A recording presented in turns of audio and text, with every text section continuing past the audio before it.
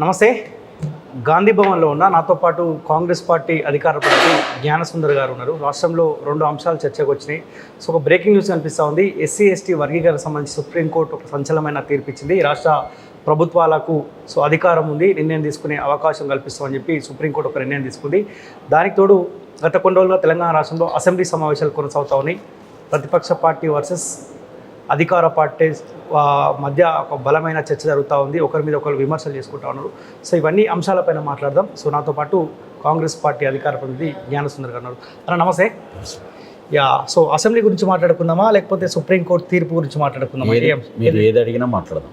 So మీరు supreme court ఒక తీర్పునిచ్చింది SC ST వర్గీకరణ గురించి.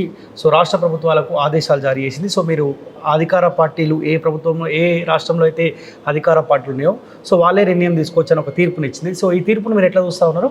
ఆల్రెడీ వైఎస్ రాజశేఖర్ గారు ముఖ్యమంత్రిగా ఉన్నప్పుడే అసెంబ్లీలో తీర్మానం చేయడం జరిగింది. కాంగ్రెస్ పార్టీ వర్గీకరణ కట్టుబడింది. గౌరవ ముఖ్యమంత్రి నేటి రేవంత్ రెడ్డి గారు కూడా ఎన్నో పర్యాలు చెప్పడం జరిగింది, మేము వర్గీకరణ కట్టుబడి ఉన్నామని చెప్పి. దాన్ని స్వాగతిస్తాను. సుప్రీంకోర్టు అత్యున్నత న్యాయస్థానం చెప్పిన తర్వాత డెఫినెట్గా దాన్ని స్వీకరించడం, అమలు చేయడం అనేది ముఖ్యమంత్రి గారు బాధ్యత తీసుకుంటారు. అది అమలు తిరుగుతుంది, దాంట్లో ఏం సందేహం లేదు. మొదటి నుంచి కూడా కాంగ్రెస్ పార్టీ ఏబీసీ వర్గీకరణ కట్టుబడి ఉందనే మాట యథార్థమైంది. కాబట్టి స్వాగతిస్తున్నాం కాంగ్రెస్ పార్టీ. సో మొన్నటిదాకానేమో సో ఈ తీర్పు వస్తుందా రాదా అని చెప్పి వెయిట్ చేసే తరుణంలో సో ఎక్కడో ఒక దగ్గర సరే పెండింగ్ పడుతుంది అనుకుంటే ఈ వర్గాలకు సో మోసం జరుగుకుంటూనే వస్తూ ఉంది. ఇప్పుడు మీ ముందున్న లక్ష్యం ఏంది? ఏ తరహాలో ఈ వర్గాలకు న్యాయం చేయబోతా ఉన్నారు? యాక్చువల్గా గౌరవ ఆల్ ఇండియా కాంగ్రెస్ కమిటీ మాజీ అధ్యక్షుడు రాహుల్ గాంధీ, నేటి ప్రతిపక్ష నాయకుడు పార్లమెంట్లో జనాభా నిష్పత్తి ప్రకారంగా దేశంలో కుల జనగణన ఏర్పాటు చేసి ఎవరి జనాభా నిష్పత్తి ప్రకారంగా వారికి విద్య, ఉద్యోగ, రాజకీయ రంగాల్లో అవకాశాలు కల్పించాల్సిన అవసరం ఉందని చెప్పి మా పార్టీ అధినాయకుడే ప్రకటించడం జరిగింది. సుప్రీంకోర్టు కూడా అదే చెప్తా ఉంది. జస్ట్ డెఫినెట్గా ఏదైతే సుప్రీంకోర్టు కోరుకుంటుందో, ఏదైతే తీర్పిచ్చిందో దాన్ని డెఫినెట్గా మా రాహుల్ గాంధీ దేశవ్యాప్తంగానే అమలు చేయాలంటుండో, నాట్ ఓన్లీ రాష్ట్రం గురించి కాదు. ఎస్, దేశంలో ఎవరి జనాభా నిష్పత్తి ప్రకారంగా వారి వాటాను మనకి ఇవ్వాల్సిన అవసరం చెప్పి ఒక మహాత్మా పూలే, డాక్టర్ బిఆర్ అంబేద్కర్ ఆలోచన విధానాన్ని ఇలా రాహుల్ గాంధీ అమలు దానికి అమలు కొరకు ప్రయత్నం చేస్తూ ఉండు. కానీ కేంద్ర ప్రభుత్వం, మోడీ ప్రభుత్వం కుల జనగణన చేపట్టడానికి దేశవ్యాప్తంగా అంగీకరించట్లనే విషయం గమనించాల్సిన అవసరం ఉంది. ప్రజాస్వామికవాదులు, విద్యావంతులు, అన్ని రాజకీయ పక్షాలనే మాట మేము విజ్ఞప్తి చేస్తా ఉన్నాం.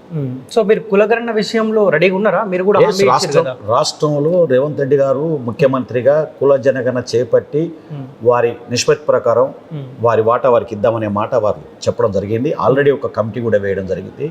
దానికి కొంత బడ్జెట్ కూడా కేటాయించడం జరిగింది. డెఫినెట్గా దానికి ఒకసారి ముఖ్యమంత్రి రేవంత్ రెడ్డి గారి నోటి నుంచి వెళ్ళినా, అది రాహుల్ గాంధీ గారి నోటి నుంచి వెళ్ళినా డెఫినెట్గా అమలు చేసి తీరుతాం.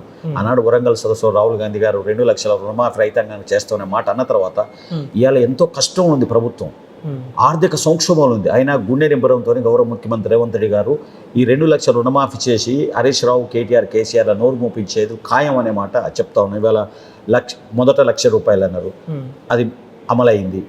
కొన్ని అవంతరాలు చిన్న చిన్నవి బ్యాంకుకు ఆధార్ కార్డులో ఆ లింక్ వ్యవహారాలు తేడాలు ఉన్న వాళ్ళు కొంతమందికి ఆగింది. అది కూడా డెఫినెట్గా క్లియర్ చేసి అమలు చేయడానికి ప్రభుత్వం కృషి చేస్తుంది. ఈ ఆరోపణలను ఏదైతే బీఆర్ఎస్ గవర్నమెంట్ చేసే ఆరోపణ అర్ధరహితమైంది, బీఆర్ఎస్ పార్టీ చేసే ఆరోపణ అర్ధరహితమైందని చెప్పి ప్రజలకు విజ్ఞప్తి చేస్తాను. ఇప్పుడు డిమాండ్ ఏంటంటే మీ ముందున్నది స్థానిక సంస్థల ఎలక్షన్ల కంటే ముందు కులగణన చేసి నిరూపించాలని చెప్పి మీ పార్టీ ముందు డిమాండ్ పెడతా ఉన్నారు కదా. అంటే కుల జనగణన ఒక రోజులో అయ్యే పని కాదు, వాళ్ళు అనుకున్నంత తేలిక కాదు, సమయం లేదు. స్థానిక సంస్థల ఎలక్షన్ ఇప్పటికే 6 నెలలు అయిపోయింది. ఎన్నికలు పెట్టాలని అభిప్రాయం ఉంది. అప్పటికి కూడా బీసీ కమిషన్కు గౌరవ ముఖ్యమంత్రి రేవంత్ రెడ్డి గారు ఆదేశాలు ఇచ్చారు. ఏమని? మీరు ఇమ్మీడియట్గా ఆగస్టు మొదటి వారంలో వరకు బీసీల జనాభాను ఎంత ఉంది, ఏం సంగతి అనే దాని మీద వివరాలు తెలియజేయాలని చెప్పి వారు కోరడం జరిగింది. కాబట్టి గవర్నమెంట్ సిద్ధంగా ఉంది. సమయం అనుకూలిస్తే డెఫినెట్గా రేపటి స్థానిక సంస్థల ఎలక్షన్లోనే ఆ రిజర్వేషన్ విధాన్ని మరి సుప్రీంకోర్టు ఆదేశాలు ఉన్నాయి 50% పెంచకుండా చేయాలనే అభిప్రాయం ఉంది. ఇప్పుడే 27% ఏదో ఇస్తున్నట్టు గ్రామ పంచాయతీలు. డెఫినెట్గా కనుక బీసీ కమిషన్ రిపోర్ట్ ఇస్తే, సకాలంలో రిపోర్ట్ ఇస్తే డెఫినెట్గా రేపే అమలు చేయడానికి రేవంత్ రెడ్డి గారు చట్టం తీసుకొచ్చే అవకాశం ఉంది. ఓకే. సో అసెంబ్లీ సమావేశాలు అబ్జర్వ్ చేస్తున్నారా? డెఫినెట్గా. అధికార పార్టీ ప్రతిపక్ష పార్టీకి భయపడుతుందా లేకపోతే ప్రతిపక్ష పార్టీ మీ అధికార పార్టీకి భయపడుతున్నట్టు అనిపిస్తా ఉందా?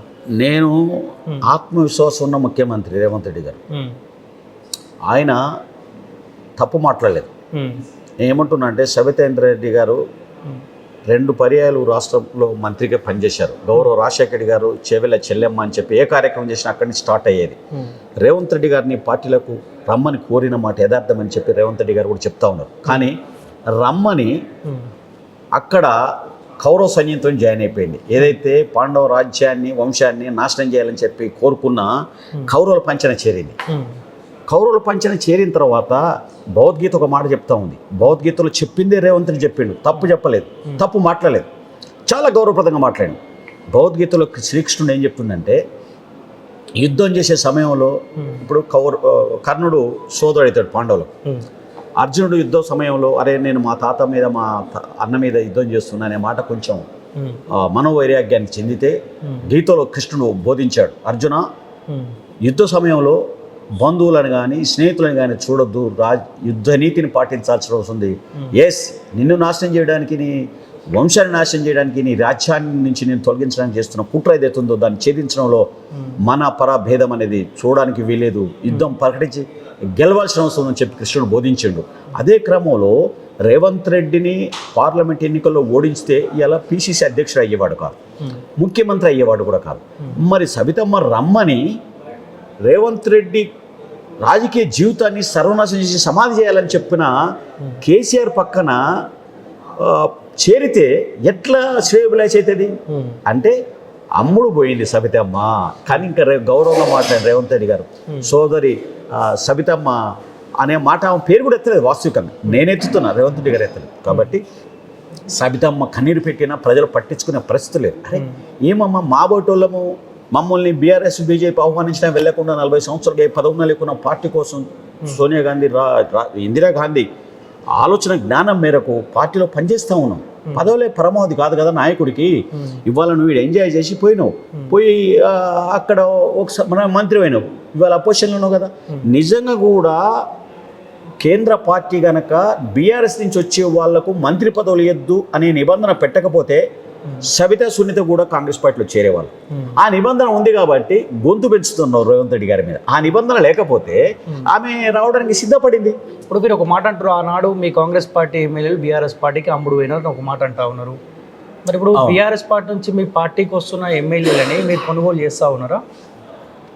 రేవంత్ రెడ్డి గారి పరిపాలన విధానం మీద రైతాంగానికి ఏదైతే 2 లక్షల రుణమాఫీ ఇట్లాంటి కార్యక్రమాలు ఏదైతే ప్రకటించిందో రాష్ట్ర కాంగ్రెస్ పార్టీ ఎన్నికల ప్రణాళికలో దాన్ని విశ్వసించి వాళ్ళు దానికి ప్రభావితులు ఇస్తున్నారు తప్ప మేము కొనుగోలు చేయట్లేదు. ఎందుకంటే ఆనాడు కేసీఆర్ కూడా ఇదే మాట చెప్పిండు, మా డెవలప్మెంట్ చూసి కాంగ్రెస్ పార్టీ ఎమ్మెల్యేలు స్వచ్ఛందంగా వాళ్ళ నియోజకవర్గ డెవలప్మెంట్ కోసం పార్టీ మారుతూ ఉన్నారని చెప్పారు. ఆనాడు మీ పార్టీ ఎమ్మెల్యేలు ఎవరైతే పార్టీ మారుతున్నారో వాళ్ళు కూడా అదే మాట అధికార పార్టీలో ఉంటే మా నియోజకవర్గం డెవలప్మెంట్ అవుతుంది కాబట్టి మేము పార్టీ మారుతామని చెప్పినారు. నేను దాన్ని తీవ్రంగా విభేదిస్తున్నా. ఎందుకొరకంటే కేసీఆర్ గారు అబద్ధాలకు ఆద్యుడు, మోసాలకు ఆదర్శప్రాయుడు. ఆయన చెప్పే ప్రతి మాట ఒకవేళ అదే నిజం అనుకుందాం అంటే మీరు తీసుకుంటే న్యాయబద్ధము చట్టబద్ధము, ఒకవేళ కాంగ్రెస్ పార్టీలో జాయిన్ అయితే నేరమా అనే విషయాన్ని కూడా ఆత్మపరిశీలన చేసుకోవాల్సిన అవసరం ఉంది. రియల్గా కూడా మేము ఎవరిని కొనుగోలు చేయట్లేదు, ఆహ్వానించట్లేదు, వాళ్ళను ప్రేరేపణ కూడా గురి చేయట్లేదు. ఎస్, వాళ్ళంతా వాళ్ళు స్పందించి కాంగ్రెస్ పార్టీలో జాయిన్ అవుతారు. ఓకే, సో సబితా ఇందారెడ్డిని ఏ తరహాలు అయితే మీ రేవంత్ రెడ్డి కించపరిచే తరహా మాట్లాడిన వాళ్ళు అంటూ ఉన్నారు, క్షమాపణ చెప్పాలని ఒక పాయింట్ అంటూ ఉన్నారు. అశోక్ నగర్లో మీరు నిజంగా కనుక నిరుద్యోగులకు ఉద్యోగ కల్పన చేస్తే నిరూపిస్తే ఏ ఒక్క నిరుద్యోగం కనుక కాంగ్రెస్ పార్టీ ఉద్యోగం కల్పించిన మాట చెప్తే నేను రాజీనామాకు సిద్ధంగా ఉన్నా, మీరు సిద్ధంగా ఉన్నారని చెప్పి కేటీఆర్ సవాల్ విసురుతూ ఉంటాడు. ఇవాళ మొదటి శాసనసభల సమావేశంలో 2014లోనే కేసీఆర్ గారు ఒక మాట చెప్పాను, రాష్ట్రంలో 1,70,000 ఉద్యోగాలు ఖాళీగా ఉన్నాయి, అదనంగా మళ్ళీ ఒక 50,000 సృష్టించి నిరుద్యోగులకు అవకాశాలు కల్పిస్తా అని చెప్పడం జరిగింది. ఇంటికో ఉద్యోగం ఇస్తా అని చెప్పడం జరిగింది. అవేవి అమలు చేయలేదు. ఏదో 30,000 ఉద్యోగాలు మేమిస్తే కాంగ్రెస్ పార్టీ వాళ్ళు అమలు చేస్తున్నారనే మాట చెబుతా ఉన్నారు. మీరు సోయి మనిషి పంతే ఉద్యోగులు నిరుద్యోగులకు పరీక్షలు పెడితే దాన్ని మీరు ఉద్యోగాలు వాళ్ళ నియామక పత్రాలు లేకపోతే మేము అధికారులకు వచ్చిన తర్వాత ఒక్కరోజు వాళ్ళకి ప్లస్ అయిన సర్వీస్ కౌంట్ అవుతుంది. ఇమీడియట్గా ఆగమేఘాల మీద మేము ఇచ్చాం. అది మేము ఇచ్చిన ఉద్యోగాలు వాళ్ళు ఇస్తుండనే మాట, కాంగ్రెస్ వాళ్ళు ఇచ్చిండనే మాట మాట్లాడే ముందు మేము చేసిన అక్రమాలు అయితే అవినీతి కార్యక్రమాలు ఏదైతే రాష్ట్ర గొర్రెల కుంభకోణంలో 700 కోట్లు కానీ, ఇలా కాళేశ్వరం కుంభకోణంలో 1,00,000 కోట్ల కుంభకోణం కానీ, లేకపోతే టెలిఫోన్ కుంభకోణం కానీ, ఇవన్నీ మేము చేశాము అనే మాట కూడా, మేము చేసిన 7 లక్షల కోట్ల రూపాయల అప్పులను కూడా రేవంత్ రెడ్డి ప్రభుత్వం తీరుస్తుందని చెప్పి ఆ మాట కూడా చెప్పుకోవాల్సిన అవసరం ఉంది. ఎప్పుడు మేము నిర్వహించిన పరీక్షలకు ఆర్డర్లు కాంగ్రెస్ పార్టీ ఇస్తున్నప్పుడు మరి మీరు చేసిన అప్పులను మేము తీరుస్తున్నాం కదా, వడ్డీలు కడుతున్నాం కదా, వడ్డీలు కట్టడానికి అప్పులు చేస్తున్నాం కదా, ఆ విషయాన్ని కూడా మన కేటీఆర్ ప్రజలకు వివరిస్తే బాగుంటుంది అనేది మా అభిప్రాయం. ఓకే, పదే పదే అవినీతి గురించి మాట్లాడుతూ ఉన్నారు. టెలిఫోన్ స్కామా, లేకపోతే వాళ్ళు చేసిన అవినీత, కాళేశ్వరం స్కామా, ఇవన్నిటి గురించి పదే పదే మీరు మాట్లాడిన అసెంబ్లీ ఎలక్షన్ల కంటే కూడా ప్రజలు కూడా అనుకున్నారే ఎక్కడో ఒక దగ్గర కేసీఆర్ కుటుంబం ఇబ్బంది పడకపోతుందా, జైలు జీవితం గడవకపోతుందా అని చెప్పి ప్రజలు కూడా ఎదురు చూసారు. సో ఆనాడు ఆప్షన్ మీరు కాబట్టి మీకు ఓటేసినారు. సో ఎక్కడ పోయింది కేసీఆర్ అవినీతి, ఎటు పోయింది? డెఫినెట్గా విచారణ జరుగుతూ ఉంది కదా. మొన్న విచారణకు భయపడి ఆయన సుప్రీంకోర్టుకు పోయి జస్టిస్ నరసింహారెడ్డి గారిని మార్పించడం జరిగింది. నిజంగా నీకు నిజాయితీ ఉంటే, చిత్తశుద్ధి ఉంటే ఖచ్చితంగా ప్రూవ్ చేసుకోవాలి. Yes I'm honest, I'm sincere, I'm not corrupted అని చెప్పి ప్రూవ్ చేసుకోవాల్సిన అవసరం. అర్ధరాత్రి లేపినా మనము జవాబు చెప్పే పరిస్థితి ఉంటుంది. ఎవరికి? నీ దగ్గర క్వశ్చనరీకి ఆన్సర్ ఉంటే. కాబట్టి భయపడ్డ అవినీతిలో ఉన్నావు కాబట్టి నరసింహారెడ్డి కమిషన్ మీద ఆన్సర్ చేయలేక, జవాబు చెప్పలేక కమిషన్ మీద సుప్రీంకోర్టుకు వెళ్ళడం జరిగింది. అయినా సుప్రీంకోర్టు కూడా ఏం తప్పు పట్టలేదే, జడ్జిని మార్చమని అన్నది, మారుస్తున్నాం. డెఫినెట్గా ఆ రిపోర్ట్స్ వచ్చిన తర్వాత ఇప్పుడు కాళేశ్వరం ప్రాజెక్టు మీద కూడా సుప్రీంకోర్టు రిటైర్డ్ జడ్జెస్ ద్వారా విచారణ జరుగుతూ ఉంది. ఇక్కడ కూడా విచారణ జరుగుతూ ఉంది. అన్నిటి మీద గొర్రెల కుంభకోణం కూడా విచారణ జరుగుతూ ఉంది. వాళ్ళు చెప్తేనే కదా, సిబిఐ చెప్తేనే కదా ఇవన్నీ బయటకు వచ్చినాయి. డెఫినెట్గా విచారణ జరిగిన తర్వాత నివేదిక వస్తే ఏదో కేసీఆర్ లాగా అర్ధరాత్రి రేవంత్ రెడ్డి గారి ఇంటి మీద పడి భార్య పిల్లల్ని ఇబ్బంది పెట్టి అరెస్ట్ చేసినట్టు కాదు. కనీస విలువలు పాటించకుండా అటువైపు బిడ్డ పెళ్లి ఉన్నప్పటికీ కూడా ఆ అర్ధరాత్రి అరెస్ట్ చేయాల్సినంత అవసరం లేదు. అప్పుడు సవితక్క మా తమ్ముని ఇంటి మీద పడి దాడి చేస్తారని చెప్పి అడిగితే చాలా గౌరవం ఉండేది సవితమ్మకు. అరెస్ట్ చేయడానికి డే ఉంది, పరిస్థితులు ఉన్నాయి, చట్టం ఉంది. ఆ పద్ధతిలో కనుక ఆమె క్వశ్చన్ చేస్తే చాలా అద్భుతంగా ఉండేది అనే మాట నేను చెప్తా ఉన్నాను. కేటీఆర్ గారు ఏదైతే మా ఆడబిడ్డల్ని అవమానం చేశారని చెప్పి సవితమ్మ గురించి, శృతలక్ష్మణి గురించి మాట్లాడుతుండ్రో, మా రేవంత్ రెడ్డి గారు ఆడబిడ్డల ప్రవేశి దెబ్బతీసి టెలిఫోన్ ఏది మన ట్యాపింగ్ చేసి వాళ్ళు ఎవరితో చేస్తున్న ప్రైవేట్ సంభాషణ మా రేవంత్ రెడ్డి గారే వినలే. జరిగిన సత్యాన్ని ప్రజలకు తెలియజేసిండు. ఏది ఇండ్లకు రమ్మని చెప్తావు, వచ్చిన తర్వాత ఇమ్మీడియట్గా అండ్లకు పోయి ఎవరైతే రేవంత్ రెడ్డి గారి రాజకీయ జీవితాన్ని నాశనం చేయాలని కోరుకుంటున్నారో వాళ్ళ పంచన చేరితే నువ్వు శ్రేయభిలాషివా, శత్రువా? అందుకనే గీతలో కృష్ణుడు చెప్పిన అంశాన్ని పాటించి తప్ప దుర్మార్గమైన పదజాలం కానీ, అప్రజాలకు పదజాలం కానీ రేవంత్ రెడ్డి గారు మాట్లాడలేదు. రేవంత్ రెడ్డి అభినందించాలి వాళ్ళంతా. వాస్తవికంగా దుర్భాష ఆడినరా, ఆడబిడ్డలో ఉన్నాడు అని చెప్పిండు, అక్కలోని గౌరవప్రదంగా సంబోధించండు. దాంట్లో దాన్ని బాధపడాల్సి, మీరు చేసేది మోసమే కదా. ఇప్పుడు అక్కలు అనుకుంటేనే ముంచుతారు, మోసం చేస్తారనే వాటి కూడా యూజ్ చేసిండు. ఎస్, నిజంగానే ముంచిరు కదా. ఆయన రేవంత్ రెడ్డి రమ్మని వెళ్ళిపోయింది కదా, తప్పే కదా అది. మీరు నిశ్చిత పరిశీలన జరిపితే మీరు రమ్మన్నారు, తివాచి పరిచినావు, కానీ దాని కింద అంతా గోతుదేవి పెట్టినావు. ఆ రేవంత్ రెడ్డి కాలు పెడితే ఆ గోతుల పడిపోతే బొంద పెడదామని చూసిండు కేసీఆర్. అటువంటి వాళ్ళు పంచన చేరినాక నువ్వు మోసం చేసినట్టు కాకపోతే మేలు చేసినట్ట. డెఫినెట్గా ఇప్పటికి కూడా సవితక్కకు చెప్తున్నా, అమ్మ సవితక్క, రేవంత్ రెడ్డి గారు విజన్ ఉన్న మనిషి. ఇవాళ మనం అందరం 2024 గురించి ఆలోచిస్తే ఆయన 2034 గురించి ఆలోచిస్తాడు. భవిష్యత్తు ఉంది, నీ కొడుకు భవిష్యత్తు కూడా కాంగ్రెస్ పార్టీతో రేవంత్ రెడ్డి గారి రాజకీయ జీవితం ముడివేయబడ్డది. కాబట్టి సబితమ్మ, నీ అనవసరమైన గొంతు చించుకునే కార్యక్రమం బంద్ చేయాల్సిన అవసరం ఉందని విజ్ఞప్తి చేస్తాం. ఓకే, సో చర్యకు ప్రతిచర్య ఉంటుంది అంటారు కదా, అదే ఫాలో అవుతుందా కాంగ్రెస్ పార్టీ? మేము చర్యకు ప్రతిచర్య అంటే రేవంత్ రెడ్డి గారి దగ్గర ఇలా పవర్ ఉంది, సీఎంను లేకపోతే హరీష్ రావును అరెస్ట్ చేస్తుండే. కానీ చట్టం రిపోర్ట్ వచ్చిన తర్వాత చట్టం ఏం సూచిస్తే దాని ప్రకారము చర్యలు ఉంటాయి తప్ప వ్యక్తిగత ఉద్దేశాలు కానీ, వ్యక్తిగత ఆకాంక్షలు కానీ ప్రమేయం లేదు. రేవంత్ రెడ్డి గారిని మాత్రం వ్యక్తిగత ఆకాంక్ష కొరకు అర్ధరాత్రి చేయడం జరిగింది. ఆ చర్యలు రేవంత్ రెడ్డి గారి ప్రభుత్వం ఉండవు. అసెంబ్లీలో మాట్లాడ కూడా గొంతు నొక్కిరండి. అసెంబ్లీలో ఎమ్మెల్యేలు అదే రేవంత్ రెడ్డి గారిని కూడా గొంతు నొక్కిండ్రు. ఎప్పుడు వెనక బెంచ్లో ఉండి తన కాన్స్టిట్యూన్సీ మాట్లాడే పరిస్థితి లేదు. అసెంబ్లీలో మాట్లాడలేదు. ఏమేందో మన మల్కాజ్గిరి ఎంపీ ఈటల రాజేందర్ను కూడా అసెంబ్లీ అయిన ముఖం చూడకుండా శాశ్వతంగా సస్పెండ్ చేసి పడేసింది.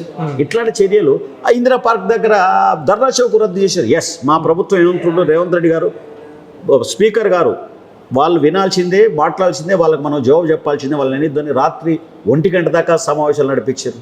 ఎస్, ఇది ప్రజాస్వామిక ప్రభుత్వం, ప్రజాపాలన, ప్రజానాయకుడు ఏలుతున్న రాష్ట్ర ప్రభుత్వం కాబట్టి వాళ్ళందరికీ కాంగ్రెస్ పార్టీ ప్రభుత్వం మీద, ముఖ్యమంత్రి రేవంత్ రెడ్డి మీద, డిప్యూటీ సీఎం బట్టి విక్రమార్క మీద వాళ్ళు ఆరోపణలు చేస్తే చెలవు ప్రజలు విశ్వసించారనే మాట నేను విజ్ఞప్తి చేస్తాను. Okay, thank you so much అన్న. Thank you. సో ఇది కాంగ్రెస్ పార్టీ అధికార ప్రతినిధి జ్ఞానసుందర్తో స్పెషల్ ఇంటర్వ్యూ. చూసుకోండి college TV. Thank you so much.